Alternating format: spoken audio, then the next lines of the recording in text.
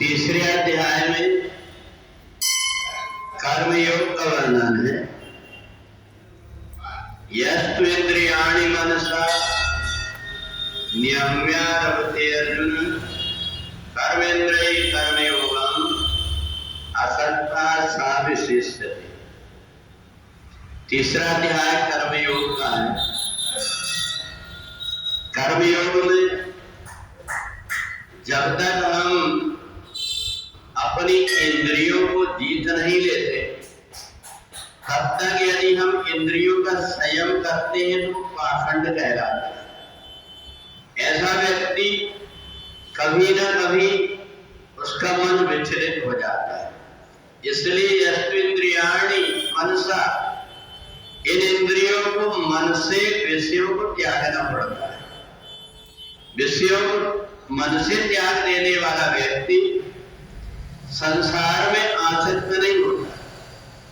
जिसने मन से वासना को त्याग दिया है वो कहीं भी बैठा हुआ हो, परंतु उसका मन इंद्रियों की तरफ नहीं जाकर के आत्मा की तरफ जाता है।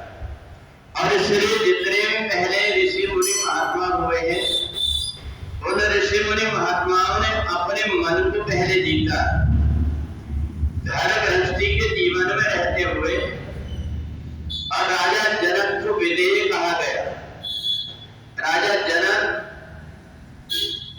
घर परिवार में रहकर के भी इसलिए विदेह कहलाए कि इंद्रियों से उन्होंने अपने संबंध को हटा दिया। इंद्रियां अपना काम कर रही है ऐसा देख करके उन्होंने आत्मा में रमण करना प्रारंभ कर दिया। तो जब आत्मा में जो व्यक्ति रमण करने लगता है उसको इंद्रियां बाधित नहीं करती। वो कहीं भी बैठा हुआ हो, जिस घड़े में छेद ना हो उसको पानी में आधा डुबा करके भी रख दिया जाए तो भी अंदर खाली ही रहता है। ऐसे ही इंद्रियों को जब तक के व्यक्ति साध नहीं लेता तब तक के विषय उसको छोड़ते नहीं। इसलिए भगवान ने सहज और सरल सा उपाय बताया कि यस्त्वात्म इंद्रियाणि मनसा, इन इंद्रियों को मन से अपने वश में कर लो, मन की लगाम लगा लो। जैसे कोई व्यक्ति उपवास करता है, अपने मन में संकल्प कर लेता है कि मैंने आज व्रत रखा।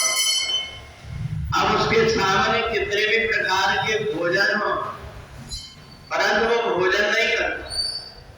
परंतु वो व्यक्ति जिसने ये व्रत नहीं किया, संकल्प नहीं किया, उसको अगर कोई कहता है कि तुम आज भोजन नहीं देंगे तो भले उसको भोजन तो नहीं मिल रहा परंतु उसका मन भोजन में लगा रहता है।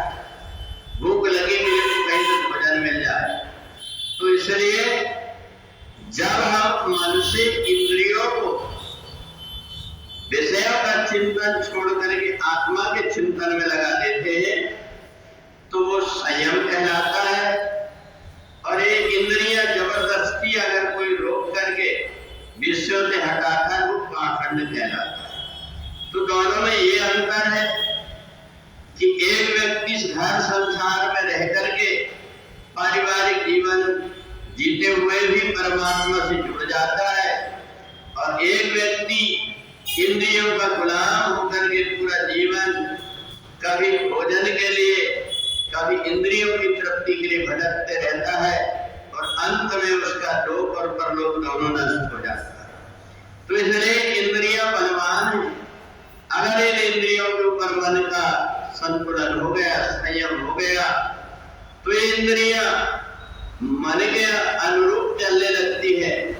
और यदि इन पर हमारा कब्जा नहीं हुआ तो ये इंद्रियां व्यक्ति को जैसे गहरे पानी में ले जाकर के डुबा देती है, उसका जीवन समाप्त कर देती है। ऐसा होता है।